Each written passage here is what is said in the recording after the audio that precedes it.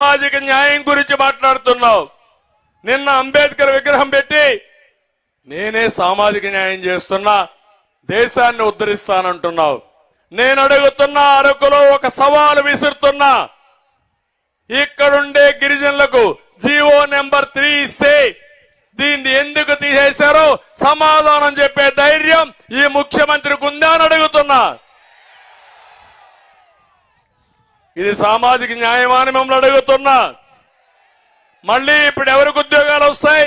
మైదానం ఉన్నోళ్ళు మన ఏజెన్సీ ప్రాంతానికి వస్తారు. ఇది ఏ విధంగా సమంజసమేమో నాకు అర్థం కావడం లేదు.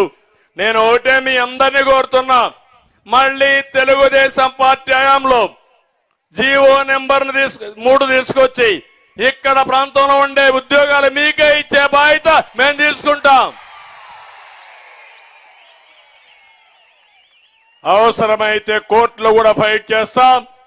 అన్ని విధాల పోరాడి దాన్ని అమలు చేసే బాధ్యత మాదని గిరిజన సోదరి సోదరులందరికీ విజ్ఞప్తి చేస్తున్నా.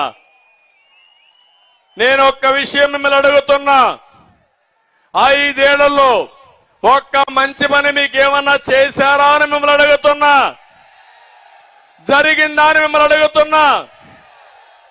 అందరికీ ఇచ్చినట్టు బటన్ నొక్కతానంటాడు తప్ప మా గిరిజనులకు నొక్కింది ఏమీ లేదు.